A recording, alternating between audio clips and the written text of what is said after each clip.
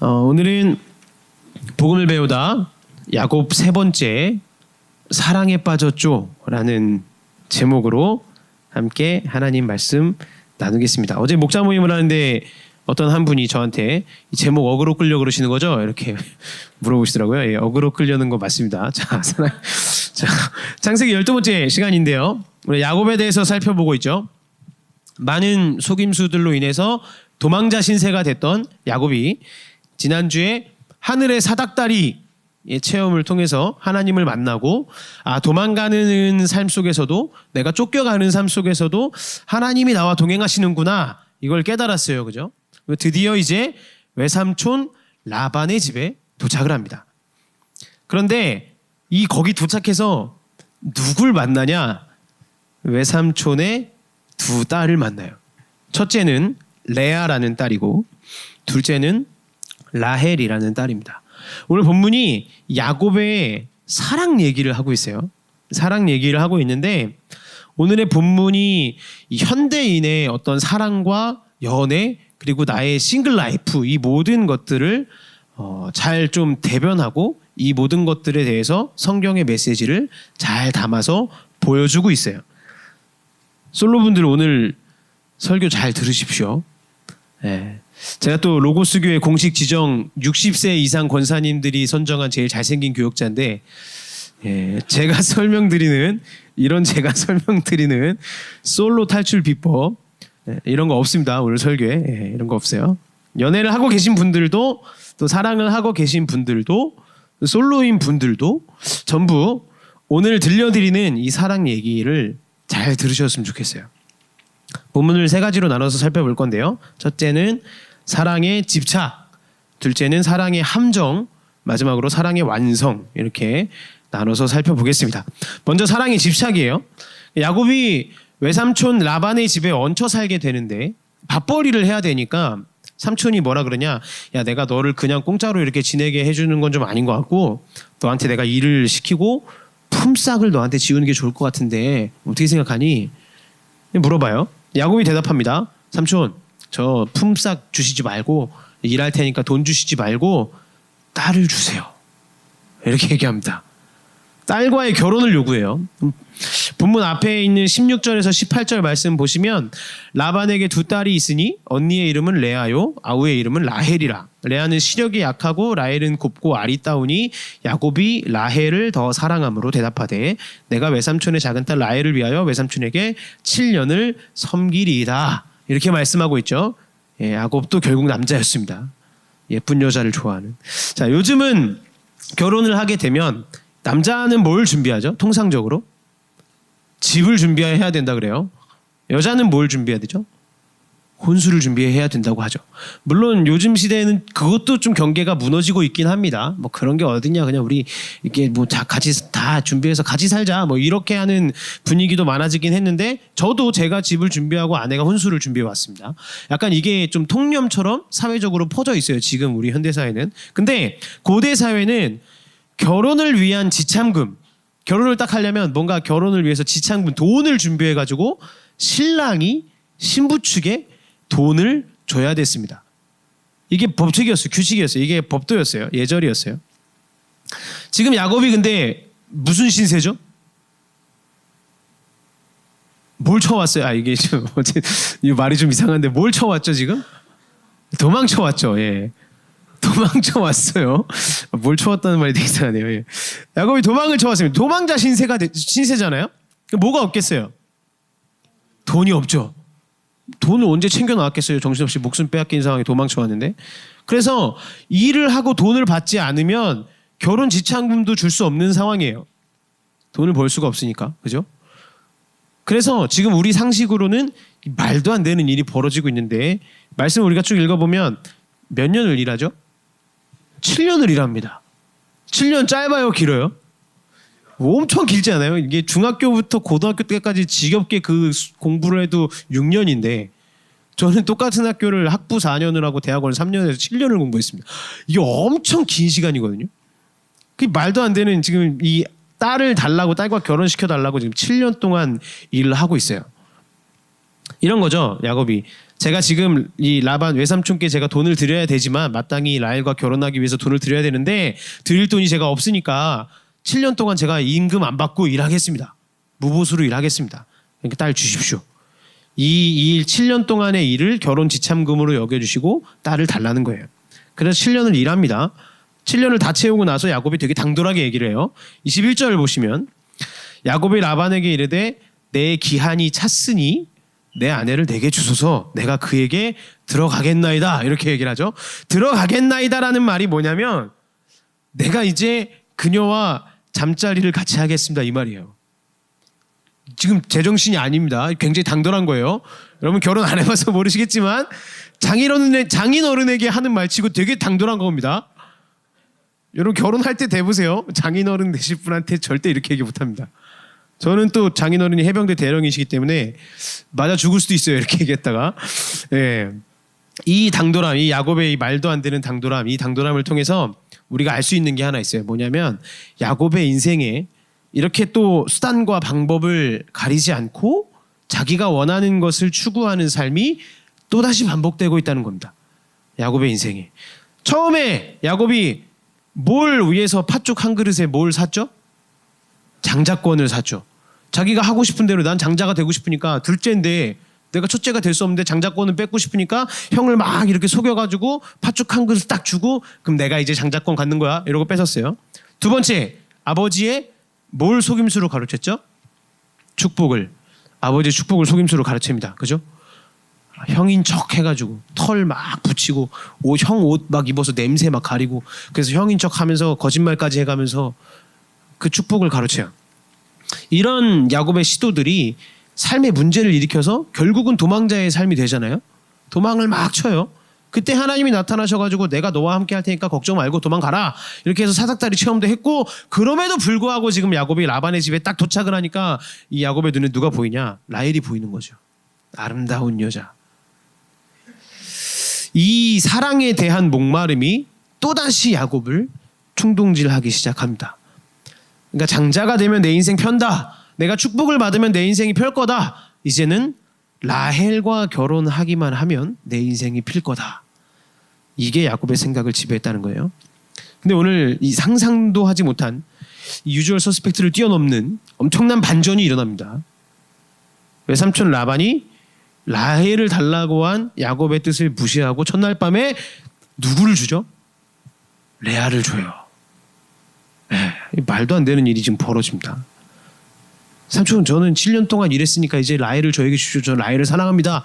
그랬는데 첫날 밤을 무사히 잘 보내고 눈을 떠보니까 라헬이 아니라 언니 레아였어요.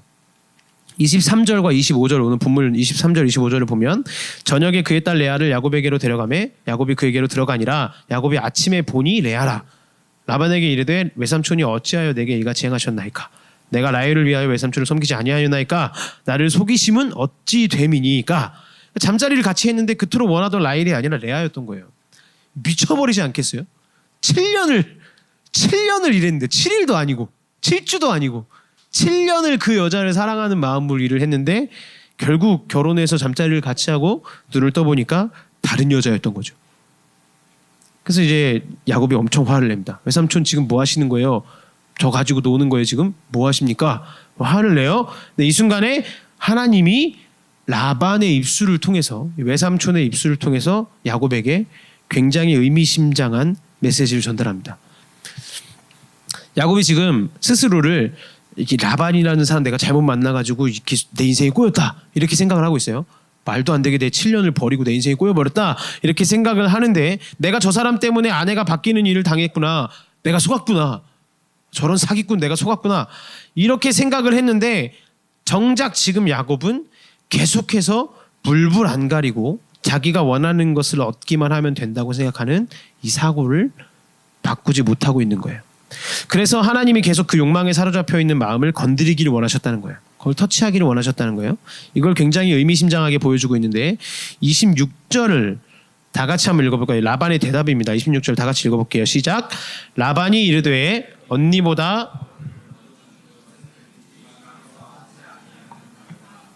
이렇게 얘기를 했어요.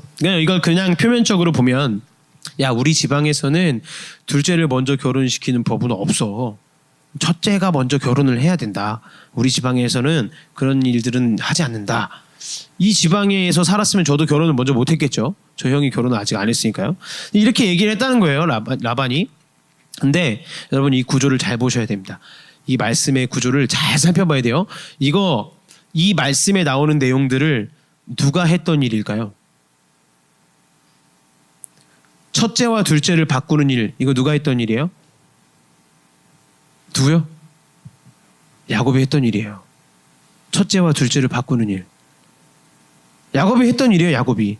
지금 라반이 야곱을 조롱하고 있는데 뭐라고 조롱하는 거냐면, 야, 그런 일, 첫째와 둘째를 막 속여가지고 바꾸는 그런 일들은 우리 지방에서도 할 수 있어. 이런 말을 하고 있다는 거예요, 지금. 그래서 하나님이 지금 이 야곱이 한 일들을 라반을 통해서 보여주고 있다는 겁니다. 야곱이 어떤 일을 해야 된다고 생각했죠? 둘째가 첫째가 되는 일을 해야 된다. 내가 장자권을 가져와야 되고 내가 축복을 받아야 된다. 내가 축복을 받아서 축복대로 살아가야 된다. 내가 사랑하는 사람하고 결혼해서 그 일들을 감당해내려고 나가려고 했는데 갑자기 라반이 똑같은 일을 야곱에게 하고 있다는 거예요. 속여가지고 첫째를 둘째로, 둘째를 첫째로 바꾸는 일을 지금 라반이 그대로 하고 있습니다. 둘째를 먼저 주고 이런 일 없다는 거죠. 첫째로 바꿔친 야곱이 했던 일들을 그대로 하고 있다는 거예요. 네가 이번에는 라헬이면 네 인생이 핀다고 생각하는구나. 네가 원하는 사람과 결혼하면 네 인생이 좋아질 거라고 생각하는구나. 첫째와 둘째를 바꾸면서 했던 그 일들, 내가 하고 싶은 대로 내 계획대로만 하면 나의 삶이 구원받을 거라는 그 생각, 그 집착, 사랑에 집착하고 있었던 야곱에게 라반을 통해서 하나님이 개입하시기 시작하는 겁니다. 그것에 개입하기를 원하셨다는 거예요. 두 번째로 살펴볼 거는 사랑의 함정이에요. 여기까지 얘기를 우리가 들으면 뭔가 좀 불편함이 생기는데, 그게 뭐냐면 교회에 와서 막 이렇게 설교 듣고 목장 모임 가가지고 나눔하고 막 하면 성경이 내가 하고 있는 연애에 대해서 매우 나쁜 면만, 사랑의 나쁜 면을 굉장히 부각시키는 것 같다는 생각이 든다는 거예요. 전사님, 이 사랑이 참 재밌고, 전사님도 사랑해서 결혼하셨잖아요. 사랑이 되게 재밌고 남녀간에 사랑하는 거가 되게 인생에, 제 삶에서 중요한 부분이고 중요한 문제고, 사랑해보면 상당히 많은 부분이 실제로 내 마음속에 채워집니다. 근데 왜 그걸 인정하지 않죠? 근데 왜 야곱이 막 사랑에 집착한 거를 나쁘게 얘기하는 거죠? 이런 생각이 들 수 있다는 거예요. 이 성경이 이렇게 뭔가 늘 하고 싶은 것을 막는 느낌이 있고 연애에 대해서 안 좋은 부분들을 부각시키는 것 같다는 느낌이 든다는 겁니다.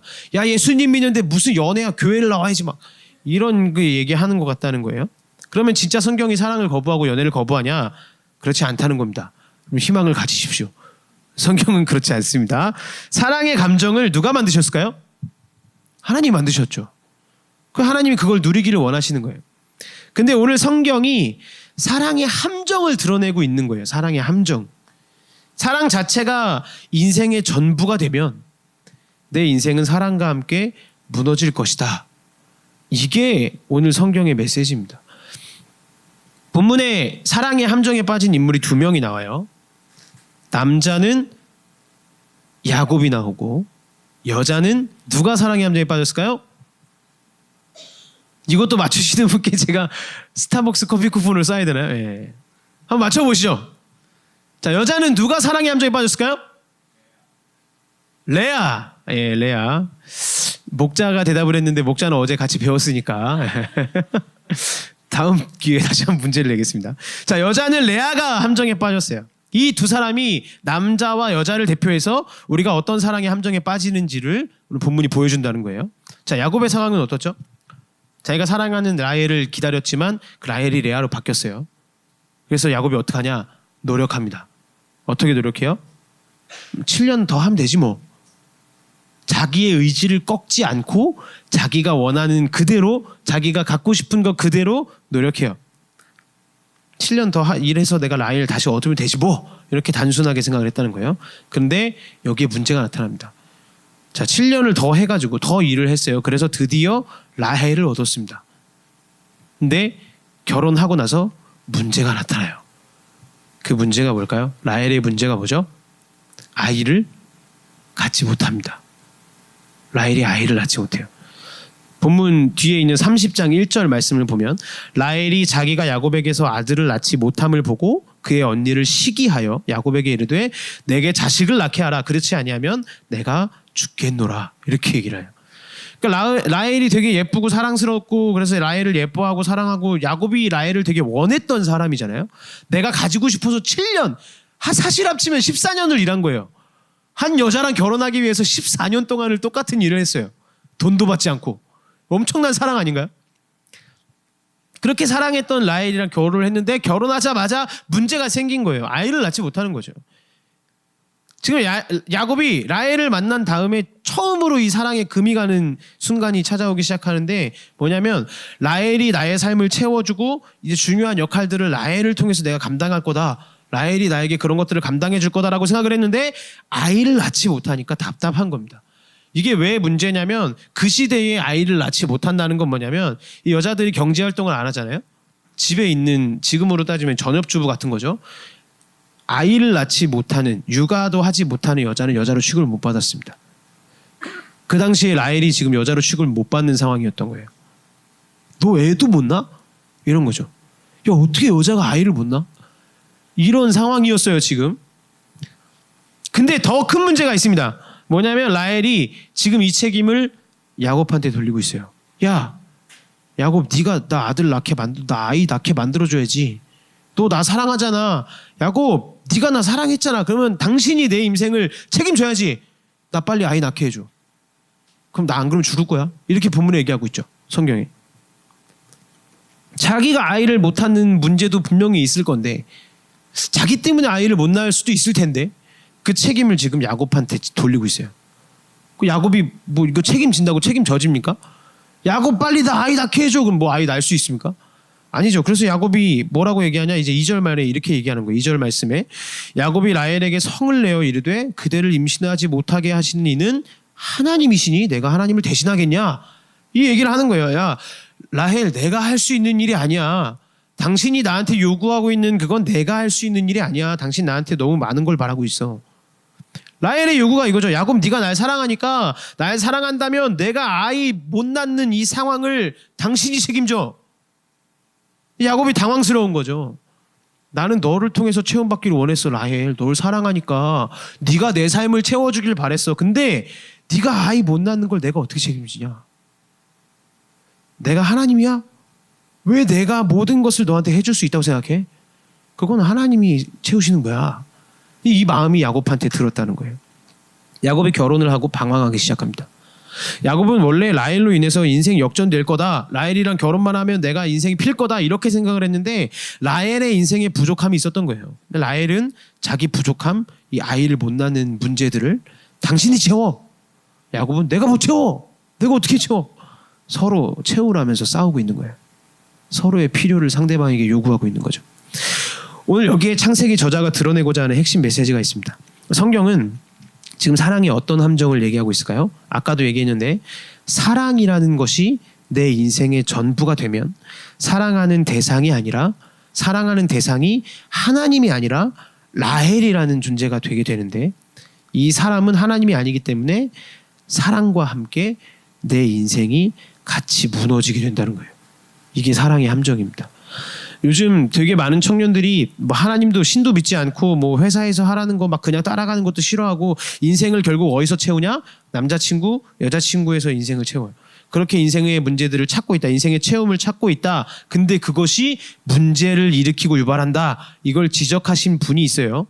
기독교인은 아니신데 어니스트 베커라는 분이 있어요. 이 플리처상까지 받으셨던 분입니다. 이분이 죽음의 부정이라는 조금 어려운 책을 쓰셨는데 여기서 이렇게 얘기를 해요.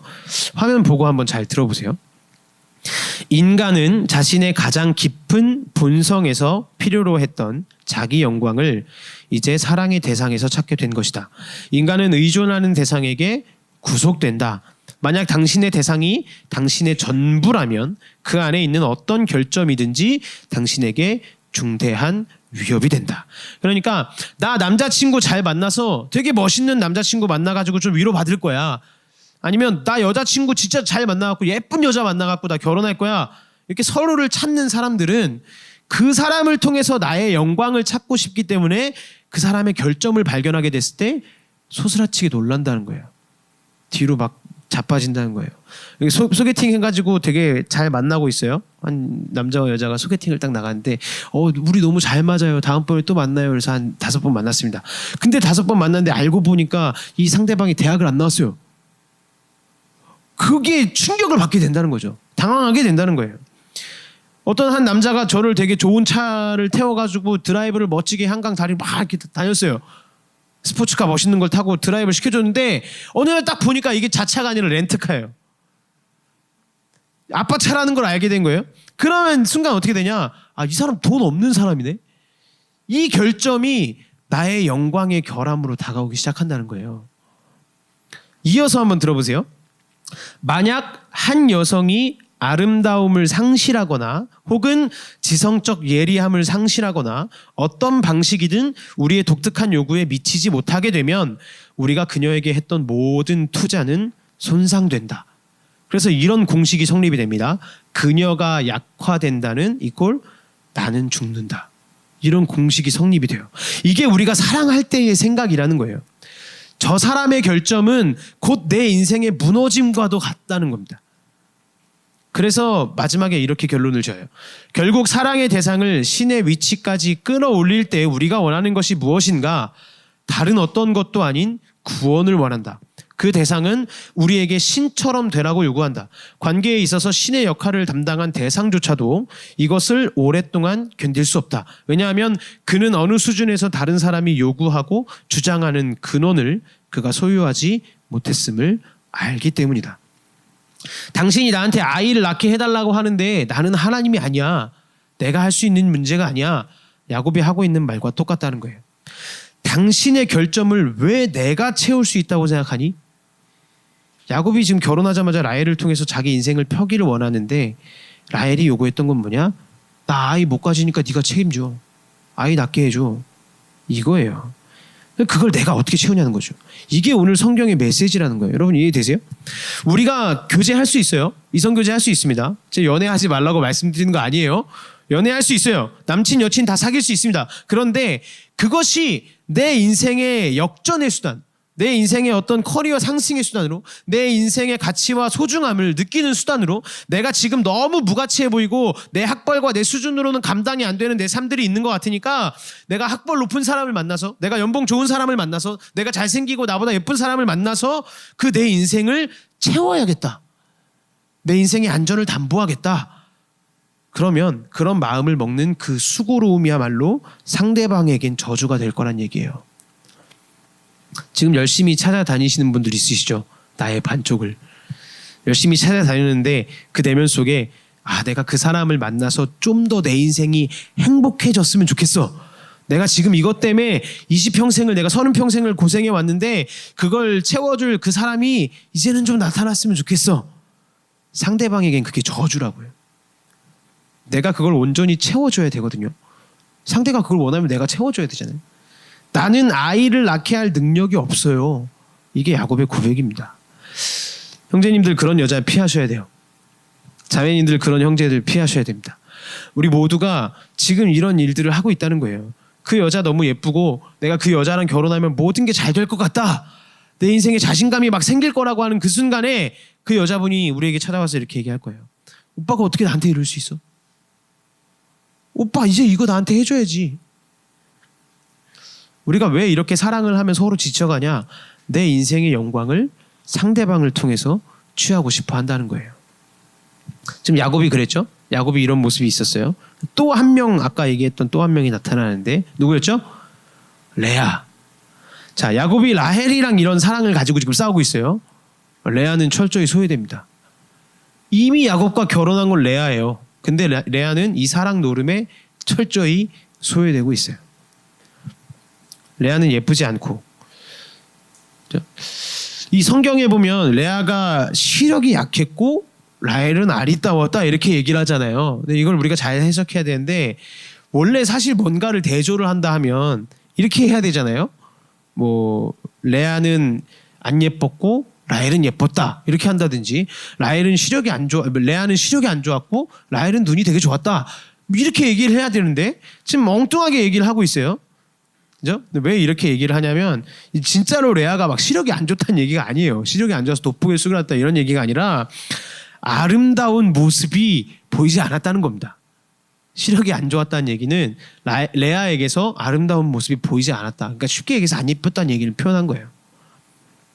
이런 표현입니다. 근데 레아가 예쁘지 않은 대신에 레아는 라헬보다 나은 것이 있었으니 그게 뭐냐? 아이를 낳을 수 있었어요. 하나님이 성경에 보면 하나님이 이 레아를 불쌍히 여기서 태를 열어주셨다는 표현이 나죠. 31절 32절에 보면 여호와께서 레아가 사랑받지 못함을 보시고 그의 태를 여셨으나 라헬은 자녀가 없었더라. 레아가 임신하여 아들을 낳고 그의 이름을 르우벤이라 하여 이르되 여호와께서 나의 괴로움을 돌보셨으니 이제는 내 남편이 나를 사랑하리로다 하였더라. 자, 라헬이 못 낳는 아이를 나는 낳는다. 그래서 레아 마음속에 무슨 마음이 드냐? 이런 마음입니다. 이제 내가 아이를 낳았으니 내 남편이 나를 사랑해 줄 거야. 근데 사랑하나요? 안 하나요? 안 합니다. 야곱이 레아를 사랑하지 않아요. 둘째를 낳았어요. 이제는 내 남편이 날 봐주겠지? 날 사랑해 주겠지? 사랑해요? 안 해요? 안 합니다. 셋째를 낳았어요. 이제는 내 남편이 날 좀 봐주겠지? 사랑해요? 안 해요? 안 합니다. 야곱은 라헬을 사랑했어요. 그 라헬이 아기를 낳지 못하니까 레아가 계속해서 도전해요. 아이를 자꾸 낳으면서 나는 아이를 낳을 수 있어. 내가 계속 아이를 낳다 보면 야곱이 언젠간 나한테 돌아오고 날 사랑해 줄 거야. 계속 아이를 낳아요. 야곱이 사랑하지 않습니다. 레아가 분노하기 시작해요.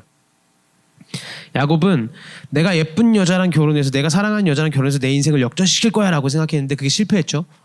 라헬이 아이를 놓지 못하면서 그게 실패했어요. 레아는 내가 저 남자의 아내가 됨으로써 내가 아이들을 낳음으로써 저 남자의 사랑을 내가 받을 거야. 독차지할 거야. 이렇게 생각했는데 실패했다는 거예요. 두 사람 모두 실패하고 있습니다. 성경은 지금 남자와 여자가 빠지는 사랑의 함정을 드러내고 있어요. 자, 남자 뭐 여자 사이 뭐 삼각관계 뭐 이런 거가 벌어지는 요새 시대의 어떤 자유로운 트렌드들을 또 그 안에서 이 사람들의 심리가 어떻게 움직이는지 뭐 이런 것들을 보려면 사실 이 사랑의 문학은 프랑스 문학이 최고입니다. 그래서 프랑스 문학을 봐야 되는데 프랑스 소설 중에 브람스를 좋아하세요라는 짧은 소설이 있어요. 브람스를 좋아하세요? 자, 근데 여기 등장하는 등장인물들이 남자 주인공 로제가 있고 로제 파스타 생각하시면 안 돼요. 로제가 있고 여자 주인공 폴이 있습니다. 이름이 약간 남자 여자가 바뀐 것 같긴 하지만 남자가 로제고 여자가 폴이에요. 그리고 젊은 남자인 시몽이 있습니다. 시몽이 있어요. 자, 로제와 폴이 연인 사이예요. 폴이 로제를 되게 사랑합니다. 근데 로제가 바람둥이에요. 맨날 바람을 그치지 않아요. 창녀들을 찾아가가지고 매일같이 자고 다녀요. 원나잇을 즐긴다는 거죠. 근데 바람을 피면서도 폴을 사랑하면서도 나는 원하는 여자들이랑은 계속 놀겠다. 이 마음을 접지 않아요. 쓰레기죠, 쓰레기. 되게 쓰레기예요. 계속 잠자리를 같이 하다가 근데 진짜 웃긴 게 이 쓰레기 같은 로제가 계속 잠자리를 같이 하고 원나잇을 하다가 무슨 생각을 하는지 아세요? 이런 생각을 합니다. 들어보세요. 그는 여자의 교태에도 불구하고 즉각 잠속으로 빠져들었다. 그 여자와 만난 이후 처음으로 그는 그 여자에게 욕망을 느낄 수 없었다. 그는 그녀의 얼굴이 우스꽝스러워 보였고 그 가슴에 더 이상 욕망이 느껴지지 않았다. 천박했다. 여자는 천박했다. 그는 이제 더 이상 아무것도 하고 싶지 않았다. 사는 맛을 잃어버린 것이다. 그러니까 내가 예쁜 여자를 원해. 뭐 교회에서 얘기하는 뭐 성격 좋고 막 이런 거 다 필요 없고 무조건 예쁜 여자가 좋아. 제 주변에도 이런 친구들 되게 많거든요. 예쁜 거 되게 좋아하는 친구들이 많아요. 전도사들도 좀 그런 애들이 있어요. 근데 어느 순간에 내가 막 예쁜 여자를 좋아했는데 어느 순간에 그 얼굴이 되게 우스꽝스러워 보인다는 거예요. 근데 예쁜 여자라고 생각을 했는데 계속 만나보니까 욕망이 느껴지지 않는다는 겁니다. 로제의 환상이 깨져요. 폴은 어떠냐? 폴은 로제가 바람을 피는데 이제 왜 자꾸 내 남자친구는 딴 데로 가지? 밤만 되면 왜 자꾸 딴 여자한테 가지? 로제의 마음을 계속 얻고 싶은 거예요. 그래서 폴이 어떻게 하냐? 로제가 창녀들이랑 놀아다니까 나도 창녀가 돼서라도 로제의 마음을 얻고 싶다. 이렇게 얘기를 합니다. 그가 심심찮게 만나온 시시한 창녀들과 차별되는 자신을 기품 있고 존중받을 만한 존재로 만들어주는 모든 것을 포기해버리고 싶었다. 그냥 그런 창녀들 중 하나가 되고 싶었다. 이렇게 생각을 했다는 거예요. 이 여자의 심리가 이해되시나요? 내가 창녀가 되어서라도 그의 사랑을 얻기를 원한다. 자매님들, 내가 이 행동이 아닌 걸 알면서도 왜 내 자신이 나의 마음과 나의 돈과 나의 몸을 버려가면서까지 내 남자의 사랑을 얻기를 원할까요? 잘 생각해 보시길 바라요. 그 남자의 사랑이 나의 우상이 된 거 아닌가요? 여자는 이런 식으로 사랑을 얻기를 원하는 마음이 크다는 거예요. 제발 그 마음 좀 나한테 줘. 제발 나에게 마음을 줘. 나만 바라봐줘. 그렇게 하다가 지치니까 폴이 어떻게 하냐? 폴이 막 그렇게 외치다가 지치니까 젊은 남자인 시몽을 만나기 시작해요. 바람을 피는 거죠. 로제는 창녀를 만나고 폴은 시몽을 만나고 둘이 서로 각자 파트너랑 클럽을 갑니다.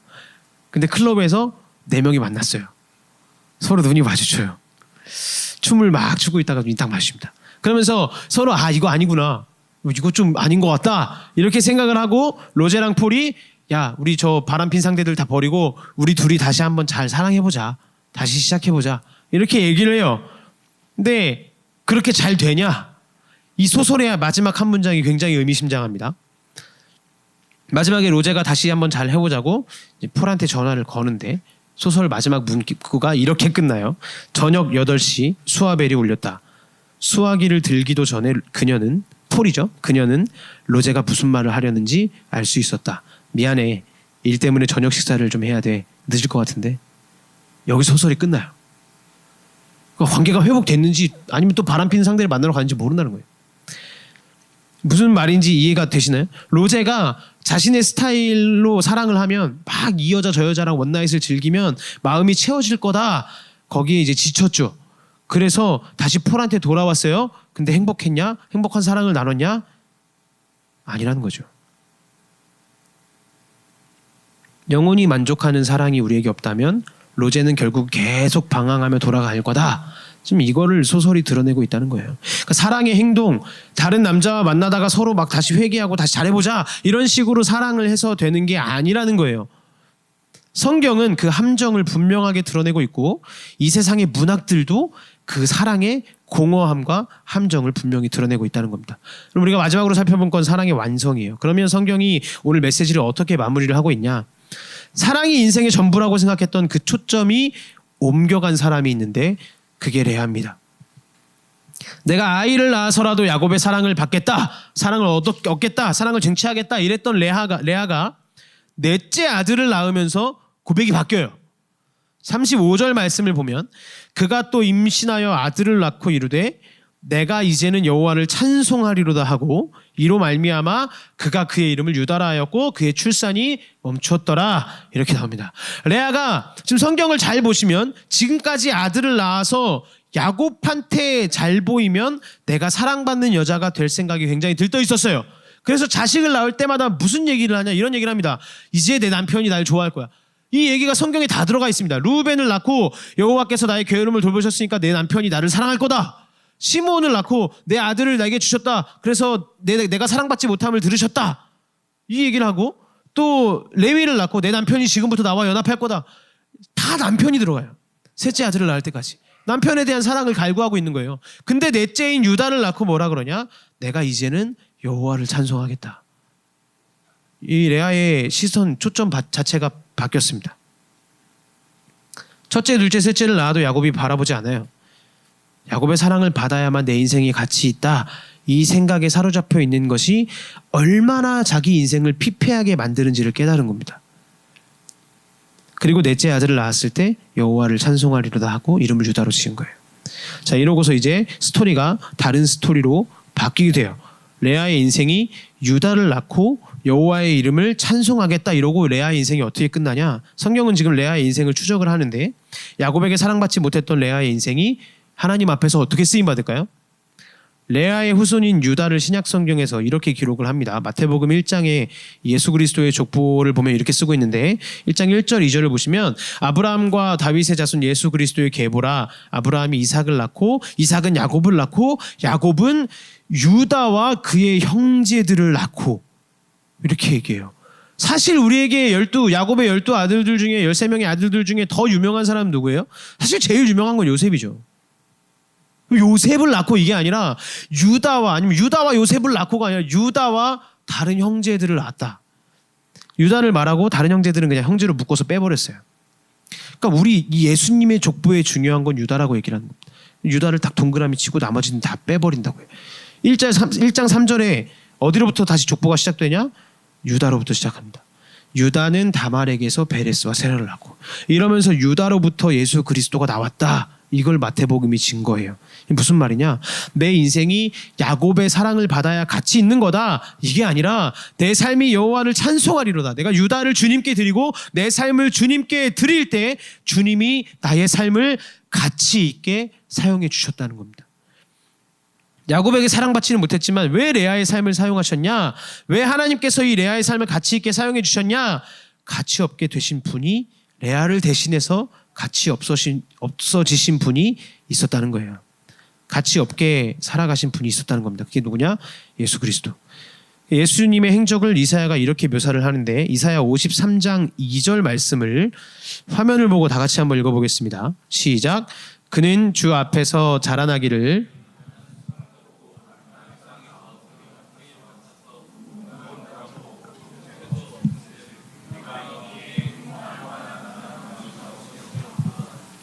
이게 예수님의 행적을 이사야가 말한 거예요.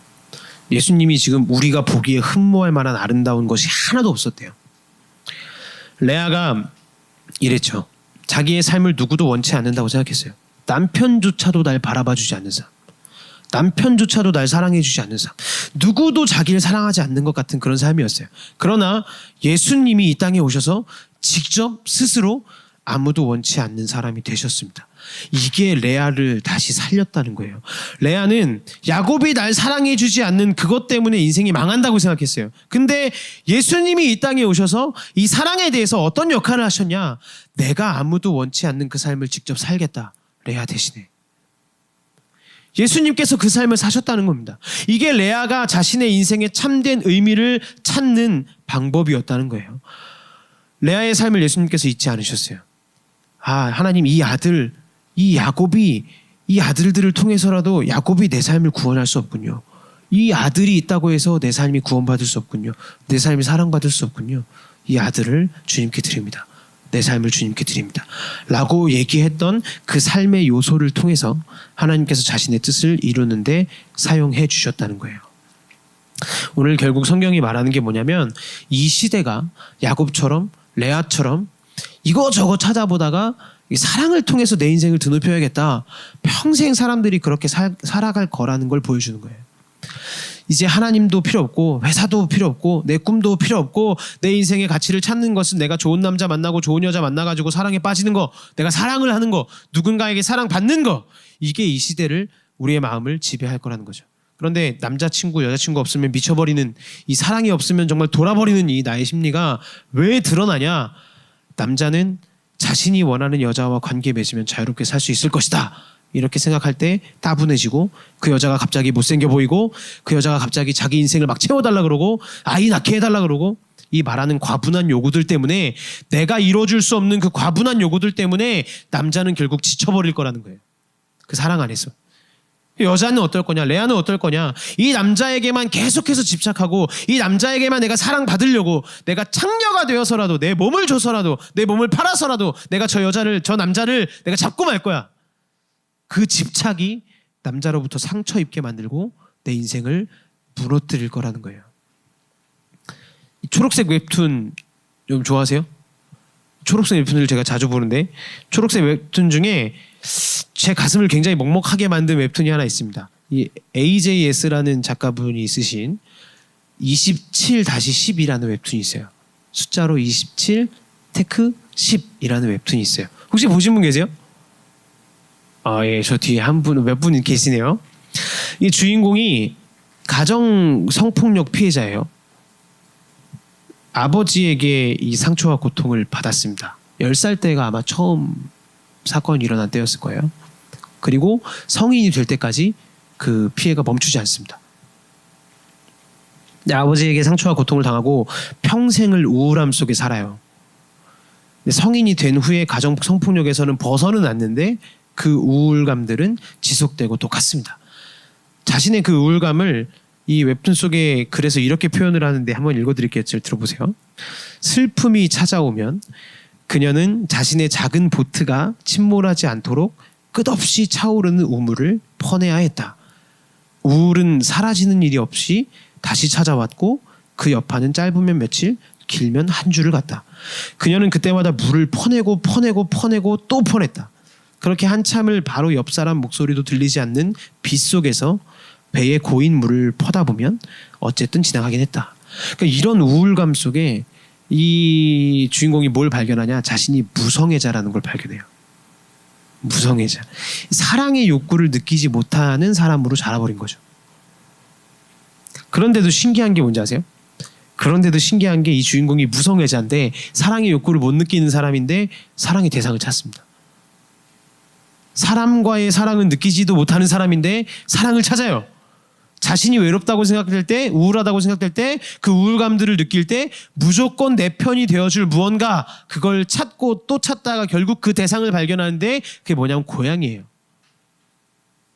고양이를 대상으로 삼고 삶의 위로와 사랑의 충족을 느끼면서 살아갑니다.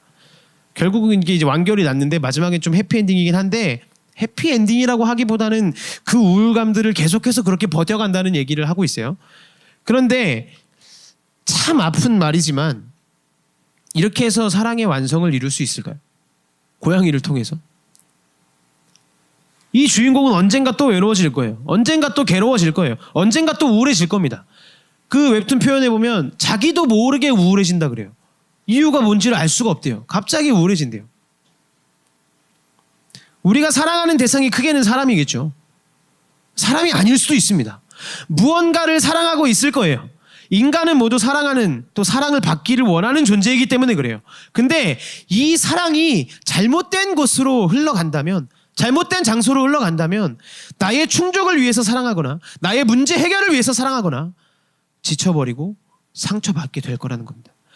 그런데 예수님께서는 아무도 원치 않는 자로, 사랑받지 못하는 자로 내 대신 살아주셨기 때문에 더 이상 이제 우리에겐 이런 생각이 없는 거예요. 나는 야곱에게 인정받는 여자, 나는 라헬을 통해서 내 인생을 체험받는 남자, 이렇게 생각하지 않을 수 있다는 겁니다. 우리가 이 사실을 깨달을 때에만 서로 교제하고 만남을 가지고, 또 혹시 싱글로 살아갈 때에도 내가 연애를 못해서 이 고생이다, 막 이런 잘못된 생각들이 안 든다는 거예요. 내가 연애를 할 때도 이 마음을 가지고 있는 사람이어야지, 상대를 이용해서 나의 자유와 쾌락들을 누리는 것이 아니라 내가 교제하는 이 배우자의 허물을 내가 어떻게 감당할 수 있을까? 이제 그 상대를 그냥 상대 있는 그대로 바라볼 수 있다는 거예요. 이 여자가 갑자기 예뻐 보이는데 어느 날 보니까 왜 이렇게 못생겨 보이지? 내 여자친구가 이렇게 예뻤는데 오늘 딱 보니까 오징어가 내 옆에 앉아있네. 흔들리는 겁니다. 이게 흔들리는 거예요. 왜냐? 내 인생의 토대는 그 여자의 외모였기 때문에 그래요. 내 사랑의 토대는 그 여자의 외모였어요. 예쁜 여자랑 돌아다녀야지 내가 자신감이 좀 생기잖아요. 어깨 막 이렇게 뽕 올라가고 막. 근데 막 그게 내 자신의 구원이었던 거죠. 근데 어느 날 안 예뻐 보여요. 그러니까 내 마음이, 내 인생 전체가 흔들리는 거예요. 그런데 이게 아니라 이제 내가 교제하는 것은 무엇이냐면, 내가 사랑하는 것은 무엇이냐면 상대를 통해서 내 인정을 찾는 것이 아닙니다. 나의 가치 없음, 아무도 나를 사랑해주지 않는 것 같은 그 마음은 예수님께서 이미 그 삶을 사심으로, 이미 그 삶을 사셨으므로 나의 삶을 하나님께서 존귀하게 여기실 것이고 절대 가치 없게 하지 않으실 거다. 이 믿음이, 이 든든함이 우리에게 있어야 내가 누군가를 만나도, 내가 사랑에 빠져도 잘못된 마음이 나타나지 않는다는 거예요. 내가 저놈을 통해서 네 인생 역전할 거야, 내가 저 여자를 만남으로 인해서 내 인생을 바꿔볼 거야, 이 마음이 아니라 서로에게 합당한 것만을 요구하고 합당한 것만을 내어주고 서로 섬기는 아름다운 관계가 될 수 있다는 겁니다. 이성과의 사랑과 교제에서 뿐만이 아니라 내가 지금 사랑하고 있는 모든 곳에 동일하게 적용되는 거예요. 오늘 우리가 연인과의 관계 속에서, 혹은 내가 아직 연애를 하고 있지 않았다면, 내가 내 이상형급의 남자를 만나지 못했기 때문에, 내가 그 여자를 만나지 못했기 때문에, 혹은 내가 결혼을 하지 못했기 때문에 이 외로움과 가치 없음과 무가치함들이 나에게 생겨나는구나, 이런 생각을 하고 있다면 세상은 그걸 이용합니다. 저한테도 전화가 왔었어요. 한 3주 전인가? 전화를 제가 받았는데, 모르는 번호 왔는데 받았는데, 잘 계셨죠? 안녕하세요. 이영준 대위님, 저 듀오입니다. 싸게 해드리시 뭐 그 급으로 맞춰줬다가 전화 왔어요. 저는 대위가 아니에요. 전 중위로 제대한 사람이고 지금 군인도 아닙니다. 근데 어떻게 제 번호를 알았는지 전화 와가지고 이영준 대위님 뭐 결혼 맞춰드릴게요. 저 결혼했는데 그러고 끊었어요. 세상이 이런 식으로 우리의 그 사랑의 공허함들을 이용해요. 사랑의 함정들을 세상은 이렇게 이용합니다. 이게 우리의 인생을 채울 수 있는 게 아니에요. 오늘 내가 연애하는 것 때문에 또 누군가에게 사랑받지 못하는 마음 때문에 가치 없다고 느껴지시는 분이 있다면 혹시 연애를 하면서도 왜 내가 상대방을 힘들게 할까? 혹은 상대방 때문에 내가 왜 이렇게 힘들까? 고민되시는 분들 사랑의 함정을 벗어나셔야 돼요. 상대가 나에게 잘못된 요구를 하고 있을 수도 있습니다. 그리고 내가 그 상대방에게 잘못된 걸 요구하고 있을 수도 있어요. 내가 저 사람을 통해서 인정받겠다 이런 마음 아니고 레아 대신에 가치 없는 삶을 나 대신에 그 가치 없는 삶을 아무에게도 인정받지 않았던 삶을 사신 그분이 나를 가치 있게 하실 것이다. 이 토대 위에 자유롭게 사랑하시고 오히려 선을 넘지 않고 서로를 섬길 수 있는 그 아름다운 사랑의 교제가 모든 청년들의 삶 속에 일어나시기를 주님의 이름으로 축복합니다. 아멘. 찬양하겠습니다. 아마 처음 들어보시고 처음 고백해보시는 찬양일 수 있는데 가사를 잘 묵상하시면서 우리 시간 같이 고백하며 찬양했으면 좋겠습니다.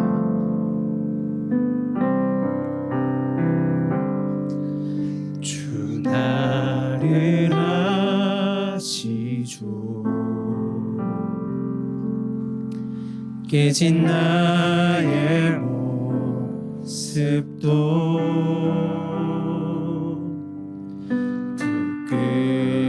부끄러움 속에 나갈 수 없어요.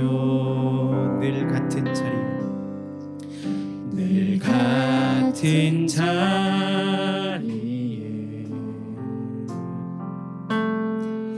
계시는 나의 주님,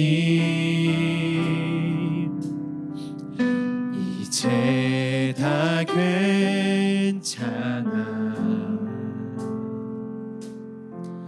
주가 말씀하시네. 자꾸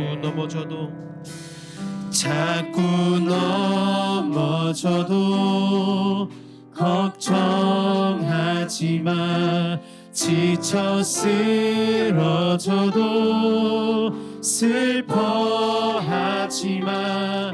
내 삶을 향한 나의 사랑이 지금 너와 함께 있으니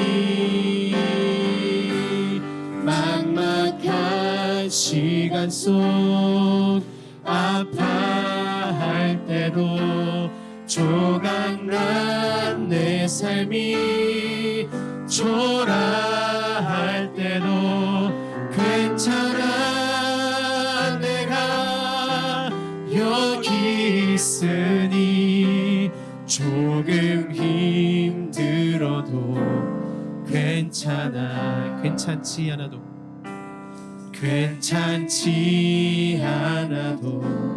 괜찮아. 우리 한 번 더 이 가사를 우리 마음의 고백으로 삼고 우리에게 말씀하시는 주님을 느끼면서 고백합시다. 주 나를 아시죠. 나를 아시죠. 깨진 나의 모습도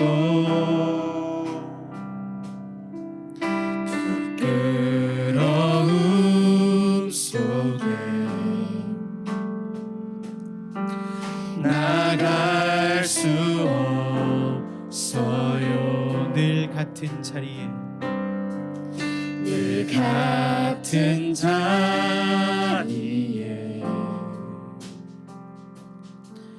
계시는 나의 주님, 이제 다 괜찮아. 이제 다 괜찮아. 주가 말씀하시네. 자꾸 넘어져도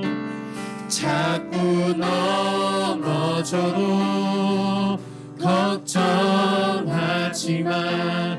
지쳐 쓰러져도 슬퍼하지 마.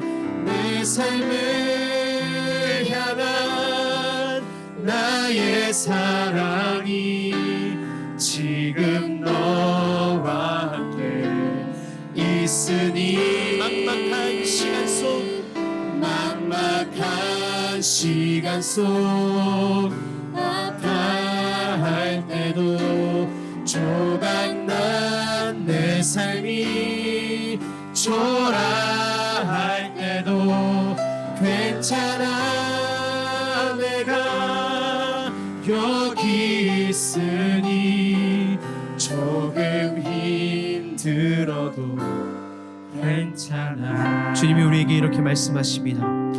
자꾸 넘어져도 걱정하지 마.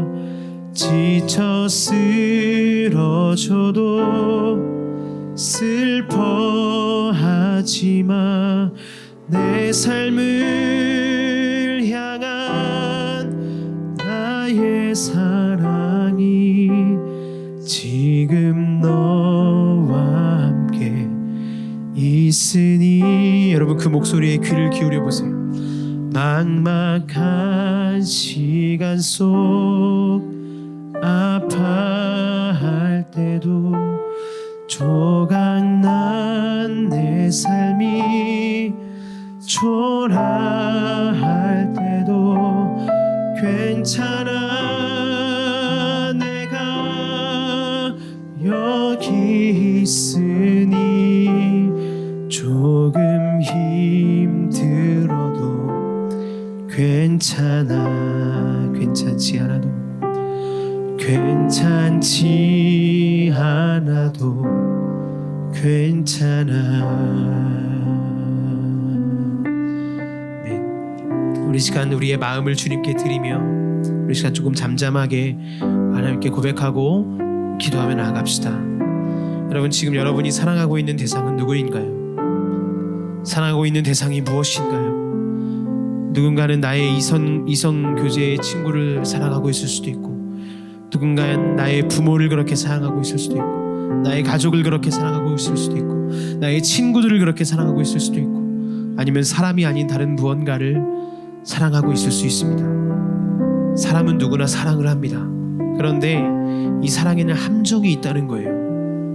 이 사랑으로 나의 무언가를 채워보려는 마음, 이 사랑으로 나의 부족한 부분들을 만들어 가보려는 마음, 그 함정에 빠지다 보니까 자꾸만 상대방에게 무언가를 요구하게 되고, 무언가를 집착하게 되고, 지쳐버리게 되고, 결국 온전한 사랑의 완성을 이뤄나갈 수가 없게 된다는 거예요.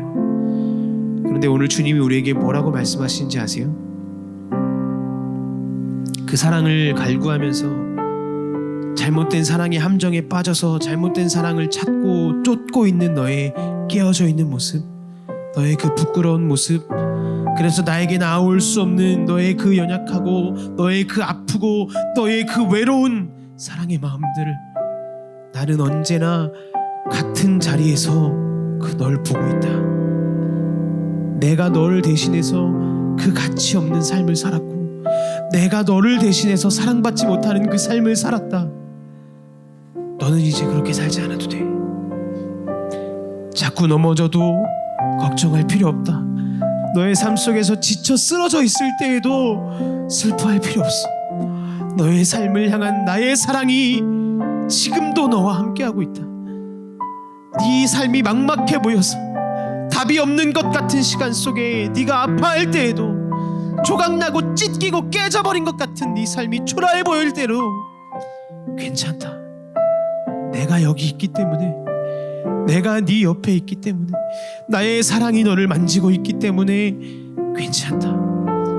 조금 힘들어도 네 삶이 괜찮지 않아도 괜찮다라고 지금 주님이 여러분에게 말씀하십니다.